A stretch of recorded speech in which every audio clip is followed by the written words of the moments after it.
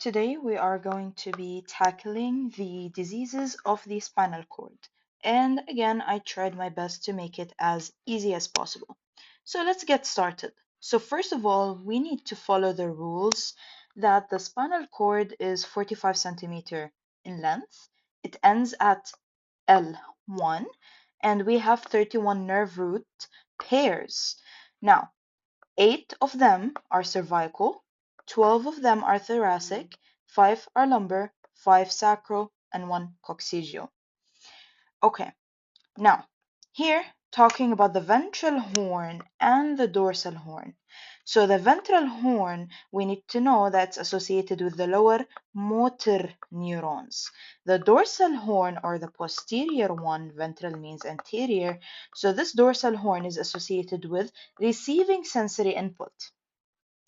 Now, if you remember from the previous video where we talked about the tractology, we talked about the corticospinal or the pyramidal tracts. Now, this tract here basically goes down from where? It goes down from the motor cortex, specifically the Betz cells, in order to control the voluntary movement.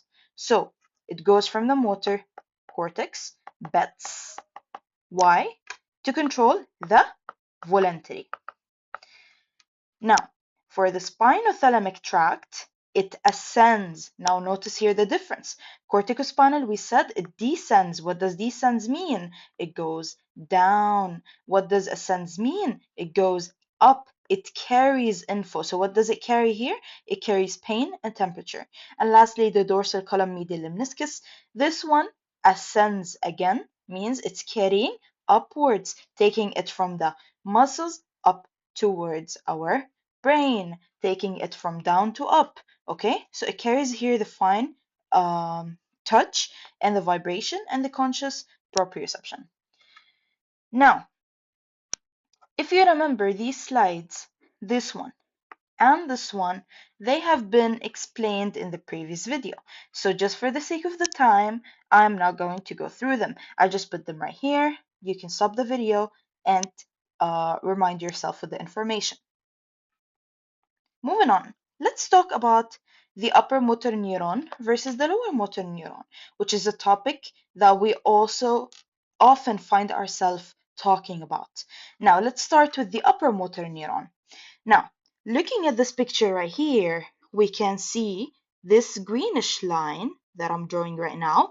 We call it the upper motor neuron. Okay, Noor, what does this mean? So, these neurons, they originate from our brain. And what do? They are there in order to inhibit this bluish line, which we call the lower motor neuron. Why? Because if it doesn't inhibit it, these lower motor neurons, they are going to start being overactive. By being overactive, they will be hyper excitable, and this is something obviously we don't want to happen. Now, what are the signs of the upper motor neuron? What are they? That we talked about previously as well. We can use the mnemonic shaft. So S is for spasticity, H is for hypertonia and hyperreflexia, and A is for abnormal reflexes, which is the positive Babinski sign, and I've tackled that and showed you a picture in the previous video. F is for fasciculations, being absent. Pay attention to this. And T, which is the tone being increased. Okay, now what other symptoms we can see? We can see stiff legs, which is what we say spasticity, tripping on carpets, they're tripping, they're falling. Circumduction gait, a type of gait that's associated with the upper motor neuron. Multiple sclerosis is basically a classic disease that's associated with the upper motor neuron. Now, talking about the lower motor neuron, this one here, it's the final pathway that is leading us where, as we can see in the picture, to the muscle. Now, we use the mnemonic fat hat. So F is for fasciculation, A is for atrophy, and T is for tone being decreased. Now see here in upper, what did we say about the tone? Hypertonia. In the lower, it's tone being decreased.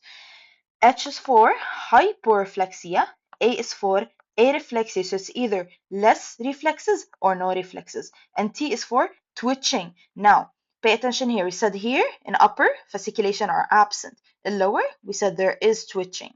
Now, what is an example of the lower? Guillain-Barré syndrome or poliomyelitis. Now, looking here, these are again the signs and symptoms of the upper: increase in reflexes, spasticity, Babinski sign, and clasp knife rigidity. Example is MS and stroke. The lower, on the other hand, we have decreased reflexes, we have flaccidity, atrophy, and fasciculation. And the examples here, we said Guillain-Barré or poliomyelitis, and we could have also peripheral neuropathy and ALS. Let's talk now about the sensory pathway and lesions.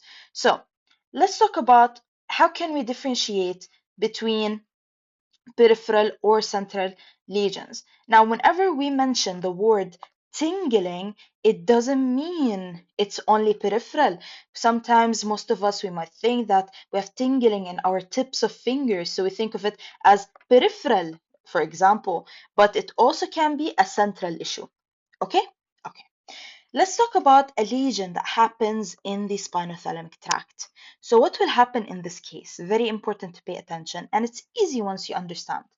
So if a lesion happens in this tract, there will be loss of pain and temperature. But remember from the tractology, it will be contralateral. So we are going to have what? Pain, sharp electrical pain, or burning pain, or hyperesthesia. What is hyperesthesia? This is basically in Arabic فرط بالإحساس or overfeeling stimuli. So this is for the spinothalamic. What about the dorsal column? In the dorsal column, if you remember from the tractology video, it's ipsilateral. Okay, what do we lose?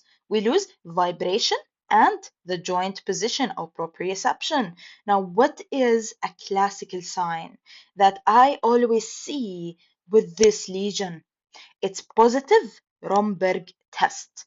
What does this mean? This means sensory ataxia. What does this mean? Again, let's try to understand it. It means that a person cannot balance themselves unless they use vision. As you can see here in this picture, they need to use vision. Okay, so this test is testing for balance and coordination. So it assesses the patient's ability to stand with the feet parallel and together with the eyes open and then close for 30 seconds. And we now know what sensory ataxia mean. And they have a sensation of what? Walking on a cotton wool. This is like a keyword, you can take it. So again, peripheral neuropathy, sensory symptoms, they could be sensation of walking on cotton, pain on any slight touches, pin and needle sensation, tingling numbness, and burning sensation. And here again, we have a slide from the previous video. You can remind yourself with the spinothalamic and the posterior column tracts by pausing the video. Moving on, let's talk about the diagnosis and the localization. How can we do that? Now, we're going to mention three things: cervical, thoracic, and lumbosacral. For the cervical, now, if it's above T1, let's look, where is T1? If it's above T1, what do we call that? We call it having Horner syndrome. What is Horner syndrome? If you remember the triad, what was the triad? It was ptosis. What is a ptosis? Drooping of the eyelid. It was meiosis, which is constriction. Okay, and anhidrosis, which is lack of sweating. This is if it was above T1. What if it was above C3 to C5? This is diaphragmatic issues. Look at the picture and try to imagine it with me. Okay, now for the thoracic, in this area, the thoracic area. Now, the upper limbs, they will be normal. But what will be lost? The abdominal reflexes will be lost. This is when we are talking about T8 until T12. And pay attention for these locations. In T4, this is for the nipple. In T10, this is for the umbilicus. It's good to know the anatomy. And then for the lumbosacral, What will be affected from S2 to S4? The bladder and the bowel. What will the bowel have? A dysfunction in it. So it makes sense based on the location itself to correlate it with what type of syndrome, what type of issue could appear in that location. Okay, now let's differentiate when we are saying, for example, the vertebra versus the cord level. Now, we all should know that the cord is shorter than the spine. Why? Because a cord segment at T10 is actually located at T7 vertebral level. Okay? So again, don't confuse it. Don't confuse the vertebra with the spine itself. There is different locations for them. The cord will be shorter than the spine. Okay? Now, for example, the central nervous system, spinal cord, it terminates halfway down in the back, while the bony vertebra, okay, it will continue to the tailbone. I made it easier here with the words written in purple. Looking at the guy who's pointing here, try to imagine with me how the spinal cord is terminating where? In the halfway down to the back, whereas the bones, they will continue until what? The tailbone. Okay, now you know that whenever we say acute, subacute, and chronic, we need to be familiarized with this as medical students. Now, whenever we say acute, we could imagine a trauma or infarction. Whenever we say subacute, we can imagine infections or MS. Whenever we say chronic, we can imagine ALS, for example. Now, for the investigation, if a question appeared in the exam, what is the gold standard? We always depend on MRI. Okay, so if we talked about the other stuff like the nerve conduction studies or the electromyography, they are only useful if we have lower motor neuron or peripheral issues, but not pure central cord lesion. If I have a central cord lesion, I always think of the MRI being the gold standard. I hope it's clear. Now, moving on, let's talk about the three important syndromes. We have the complete transection, the brown cord or the hemisection, and the syringomyelia or the central cord syndrome here. Now, as you can see here in the picture, for the complete transection, okay, it's total severing, it's total transection. So it's going to start with something and later on develop into another thing. So it will start with what? It will start with a spinal shock. We call that flaccid paralysis and areflexia or loss of uh, um, reflexes and urinary retention. So three important things. Spinal shock. It's a triad like this. So it will be the flaccid paralysis, it will be the areflexia and the urinary retention.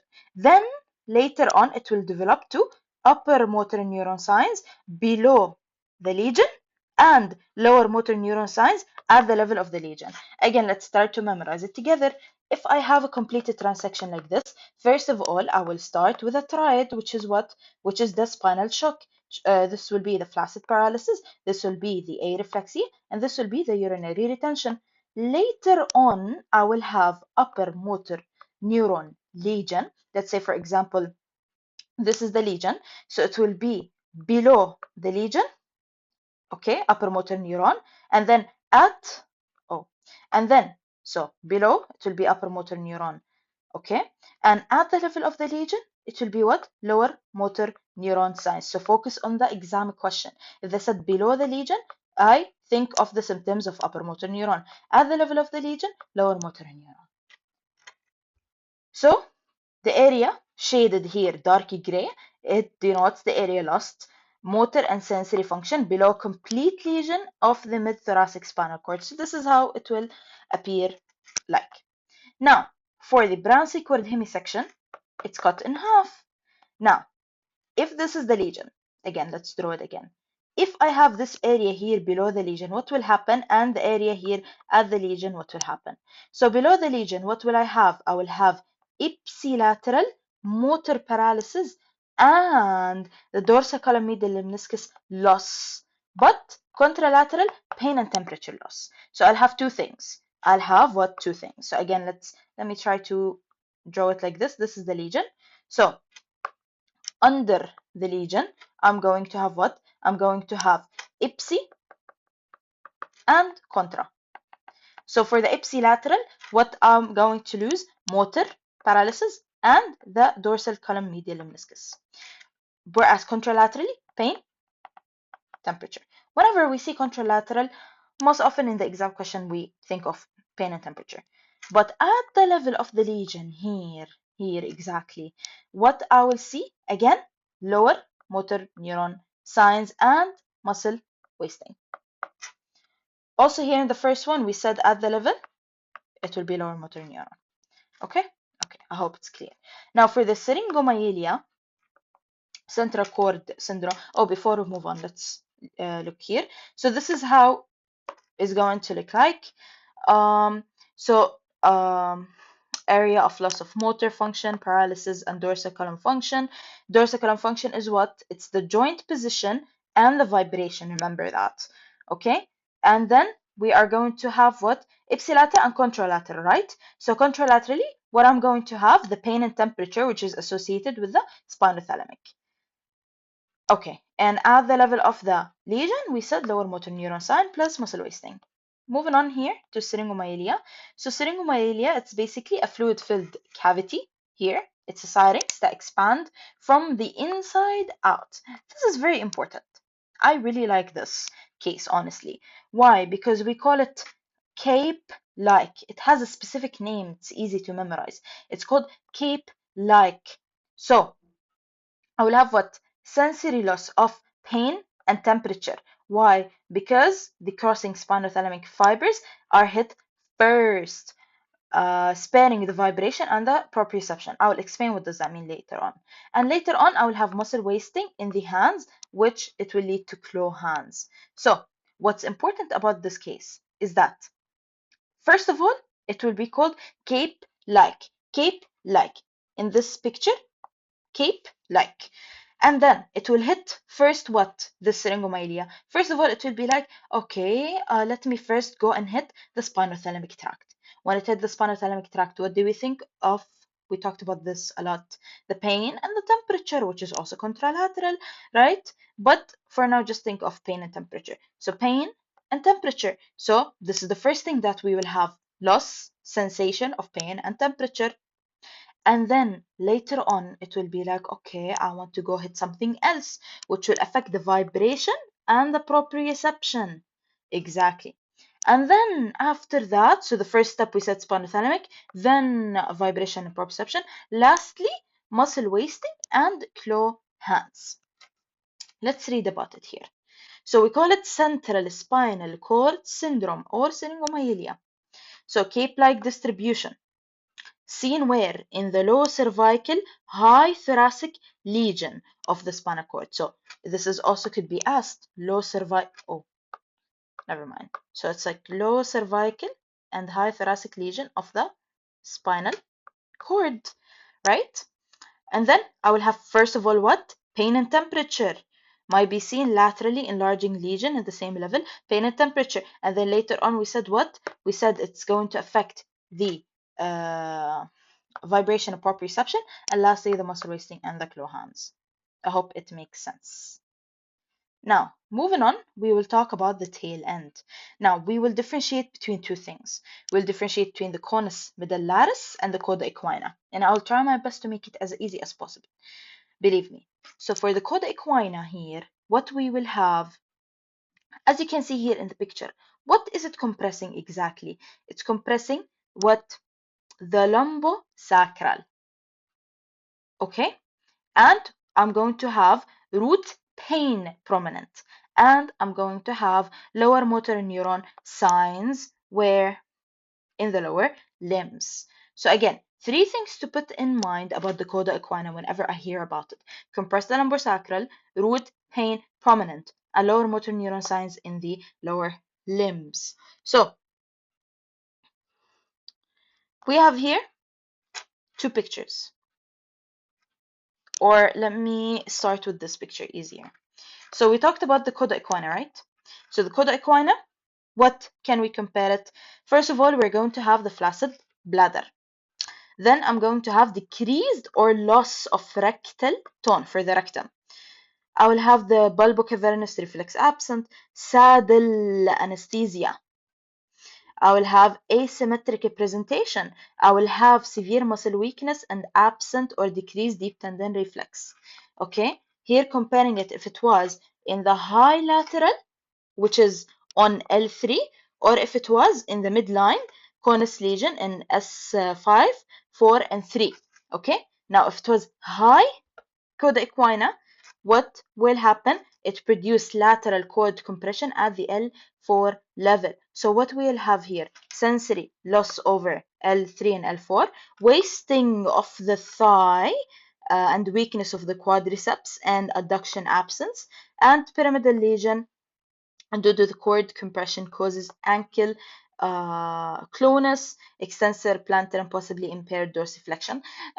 Just familiarize yourself with it, but know how to differentiate between them. This is the most important thing. Now, for the midline one, it will affect S5, 3, and 4. I'll have dull pain in the region here of the tumor. I will have loss of the sacral sensation. We call it the saddle anesthesia right here. And I will have no motor deficit until S1. And L5 will be involved at first. Loss of the ankle jerks may be only assigned. Now, if we want to differentiate it for it to make sense between the conus medullaris, so conus medullaris, it will compress the terminal cord plus the bladder plus the bowel plus lead to sexual dysfunction early. And plus, on top of that, it will have lower motor neuron in lower limb plus positive Babinski sign, which is upper motor neuron. So you see the difference right now? Let's read about the conus medullaris. I will have spastic. هون كان flaccid, here it's spastic. Then I have the rectal tone will be preserved. Here it's not, decreased. The bulbocavernous reflex is preserved. Here it's absent. Saddle anesthesia and both of them. Here I will have symmetric. Here it's asymmetric. Here it's mild muscle weakness. Here is severe. Here preserved deep tendon. Here absent deep tendon reflex. Okay, so the patient will present with what? Able to void with low residual volume and unable to make it to the bathroom consistent with the spastic bladder. Here, normal rectal tone. Here, if it's not tested. Here, had perineal sensation. Here, symmetric presentation. Here, somewhat severe muscle weakness. Here, it's normal. So what do we think of here? It's the conus medullaris. Okay, moving on to the specific pathologies. Now, this one is very easy. You just need to familiarize yourself with it. So let's talk first about the motor neuron disease or the ALS, which is the amyotrophic lateral sclerosis. For who? For this man here. So first of all, it's going to affect both the upper motor neuron plus the lower motor neuron. And they will have painless weakness and no any sensory symptom. It's purely motor. And we need to look for tongue fasciculation. So this is the high yield stuff about this. So upper motor neuron, lower motor neuron, painless weakness, and no sensation from its name, motor, and we need to look for the tongue fasciculations. Now, let's talk about the subacute combined degeneration. Whenever I say subacute combined degeneration, I'm talking about vitamin B12 deficiency. What will it do? It will affect the dorsal column medial meniscus, which will have a positive Romberg, which said it's what? It's the sensory ataxia plus gait issue, and cause what? Optic neuritis and megaloblastic anemia. Okay, subacute combined degeneration. And now for the tabes dorsalis, we know that it's associated with tertiary syphilis. It's causing what? Isolated dorsal column root damage. We need to look for lightening pain and charcot joints. So whenever we see these keywords in the question, we will know that it's going back to tabes dorsalis. And of course, if they mention tertiary syphilis. For the anterior spinal artery occlusion, so I have anterior spinal artery, it's being occluded, it's being blocked. So this will lead to infarction in the anterior, from its name anterior, 2/3 of the cord, which will lead to what? Acute flaccid paraplegia and loss of pain and temperature. But what is going to do? It's not going to affect the dorsal column, which is the proprioception and vibration. Where will they be affected? They will be affected here in subacute combined degeneration. Okay? So, in the anterior spinal artery, flaccid paraplegia and loss of pain and temperature. For the cervical spondylosis, it's basically a disc disease, a degenerative disc disease. It's affecting C5, C6, or C6 and C7. So it's diagnosed with a positive Sperling test, or what we call the neck compression test. Okay? And lastly, the demyelinating disease, where we are going to talk about the MS or the neuromyelitis optica. So the MS is basically having what? Short and patchy segments on MRI, whereas the NMO, or also called Divik disease, it has what? It's targeting aquaporin 4 and lead to long spinal segments. So again, MS, it has what? Short patchy segments. NMO, or Divik disease, has long segments because it's targeting something called the aquaporin 4. Now looking at it here, if you notice, this is disc prolapse in these red boxes. Here, if we're going to pay attention on the left, we can see what? Shorter segments, comparing it to the right where we can see long segments. So we can see what? Here, here, and here. Short segments, so this is MS. But here, when I see a longer segment, this is NMO. Here, for example, it's a case that is showing us long segments. So let's try to compare it with each other. Compare these segments, okay, with this. So this is showing short segments. Here is showing long segments. So since it's showing long, we call it neuromyelitis optica or Divik disease. That was it. I hope you benefited from the video. Thank you very much.